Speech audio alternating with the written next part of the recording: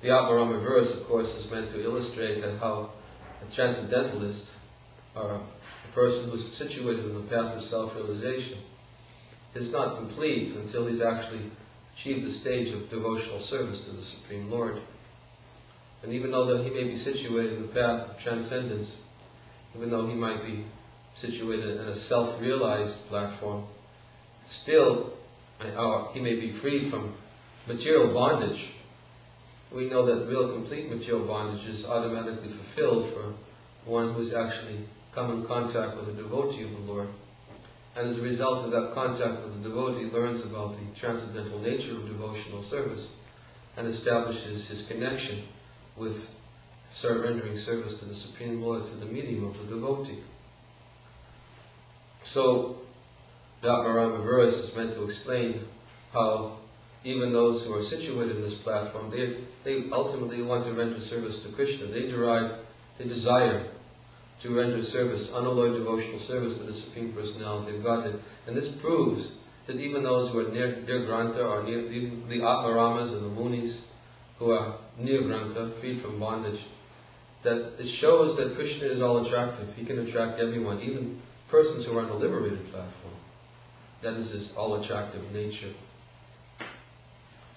So, a devotee is very compassionate, and he, therefore, when he makes requests to those who are unfortunate, those who are conditioned, those who are still in the bodily concept of life, then such requests should be understood to be requests that are not selfishly motivated, but the request is for the benefit of the person who's meant to respond to the instruction. And because Narada Muni was feeling such compassion, not only for the hunter, but feeling compassion for the animals as well, such as the nature of the Vaishnava, as he sees all living entities equally, Vijayanai Sampane Brahmani Galihastani Suni Chaiva Sampakicha Pandita Samardarshana. They're Samardarshana.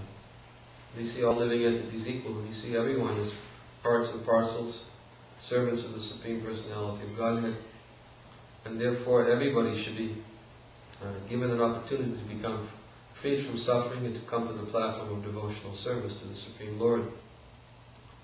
So Narada Muni's compassion was for all creatures, including those animals who were writhing in pain as a result of being struck by the hunter's arrows. But in this particular case, his charity that he was requesting was, he was begging the hunter, please just kill him. He says it's a minor offense, a slight offense on your part if you kill them. But if you have killed them, so much pain they're experiencing, and so much pain you will experience, because they'll have to all come back again to cause this pain to you. And when Magari heard this, because of the way it was presented in an enlightened way, in a compassionate way, we were speaking about that a little bit this morning also, when we were talking about the Brahmin from Pragjyotisha, who when he was chastised by the compassionate Vaishnavas, he saw a group of Vaishnavas who were performing, they were chanting, they were dancing, worshipping a deity, and the Brahmin was a little bit inconsiderate and disrespectful of the Vaishnavas, and just said, hey, what are you doing? Why are you making so much of a racket? And it was described that all the Vaishnavas were present, they all reacted in different ways. So the less advanced Vaishnavas, those who were new to the process of devotion, when they heard the statement, they reacted in a particular way. They simply shouted at him. And when the intermediate devotees heard the statement, they became very angry because they felt they were being disrespectful. And when the advanced devotees saw, because they were feeling compassionate, they also felt that they should chastise him and correct him for his own welfare, so that they can actually come to a higher stage of realization. And when the advanced Vaishnavas corrected him and told him, so why are you speaking this way to Vaishnavas? You fool. They addressed him as a fool.